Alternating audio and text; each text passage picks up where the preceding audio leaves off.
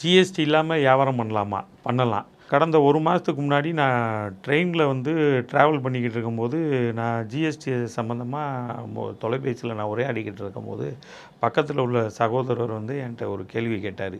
Sir, GST வந்து எனக்கு எடுக்கணுமா? அதை பற்றி என்ன கொஞ்சம் சொல்லுங்கள் அப்படின்னாரு. அப்போ அவர், நீங்கள் என்ன பண்ணுறீங்க சார் அப்படின்னு கேட்டேன்.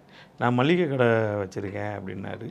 அப்போ நீங்கள் வந்து ஒரு மாதத்துக்கு எவ்வளவு வந்து வியாபாரம் பண்ணுவீங்க அப்படின்னு கேட்டேன். மாதத்துக்கு வந்து நான் ஒரு 3,00,000 பொருளை வந்து விற்பேன் அப்படின்னாரு.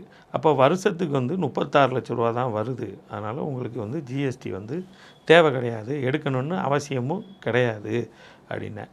அதில் வந்து நீங்கள் பர்ச்சேஸ் பண்ணியிருக்கீங்களோ அதுக்கு நம்ம லாபத்தை சேர்த்து தான் நம்ம வருஷத்துக்கு 40,00,000 வரைக்கும் உங்களுக்கு வந்து டேக்ஸ் எக்ஸம்ஷனு, அதாவது டேக்ஸபிள் ப்ராடக்டாக இருந்தாலும் அதுக்கு வந்து நீங்கள் வரி கட்ட தேவையில்லை